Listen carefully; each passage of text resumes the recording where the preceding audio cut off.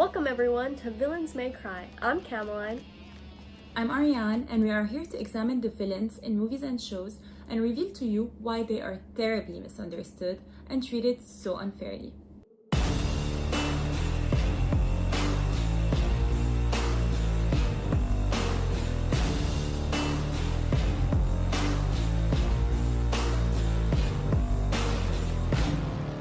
In today's show, we examine Miranda from The Devil Wears Prada. The movie was released in 2006, starring Meryl Streep and Anne Hathaway. Andy is a college graduate that starts working as an assistant to Miranda Priestly, the powerful editor-in-chief.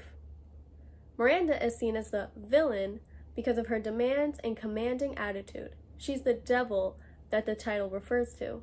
Miranda knows that Andrea doesn't have much knowledge about the fashion industry, yet she still hires her. I need 10 or 15 skirts. Goodbye! Goodbye!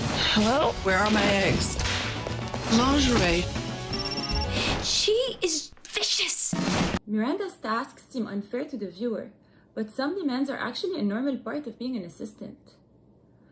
Miranda gives her assistants a list of things to do because she expects them to get done for her.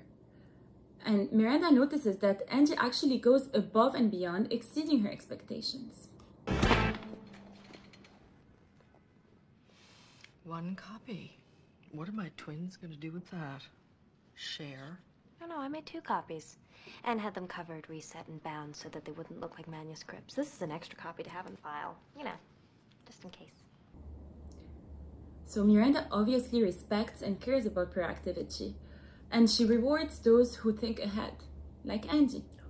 In the real world, many employers might just... In the real world, many people won't just take a chance on you. Miranda actually keeps Andy because she sees a little bit of herself in her. These tests weren't just to torture Andy, but rather to determine who to take to Paris. I see a great deal of myself in you. Miranda takes Angie to Paris to reward all her efforts and good work. So does not taking her coworker Emily to Paris make her a villain? No, it just means that Miranda actually wants someone to perform better and have the same ethics as her. So she wants someone who has proven herself.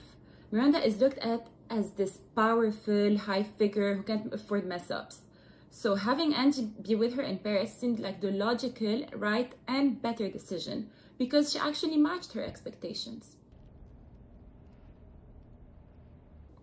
There's a parallel between Miranda and Andy's work ethics. Both are having trouble in their personal life because people around them are saying they prioritize their work over their personal life. Miranda took a chance on the girl and expected her to prove herself. So does being cold and not playing bestie with her employees make her a villain? Again, I don't think so. Sure, it doesn't make her the most wonderful or warmest person to be around, but that certainly does not make her the villain of the story. We even get to see the vulnerable side of Miranda in Paris. You can see beyond what people want and what they need, and you can choose for yourself. So yes, Miranda Priestly was a terrifying boss. She was the opposite of understanding. She was cold, demanding, and unreasonable most of the time. But look at it this way. She was the editor-in-chief of the leading fashion publication. She was a woman running her own empire with everyone in the fashion industry hoping, praying, and waiting for her to fail. In real life, women aren't seen as powerful.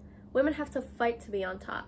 Those who own a business or are in a top position must have a strong attitude while working, or else it will be walked all over.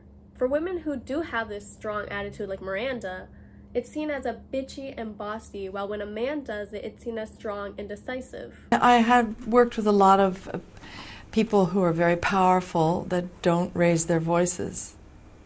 A lot of them are men, and I've found that often the people who are the most sort of terrifying can just raise an eyebrow and move mountains. Do you know what I mean? She does give us a character who a lot of us can aspire to be.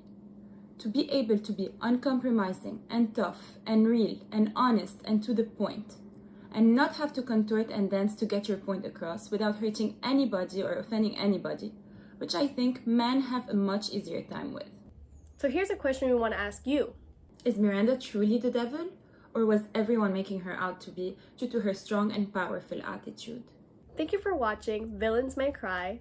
Next week, we'll talk about another villain. And remember the question, Were they really the villain or were they just misunderstood?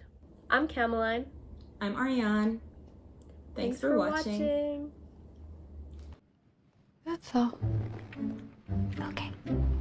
Hey guys, if you liked the video, please subscribe and check us out at Globesville.com. Otherwise, our professor will give us a 0.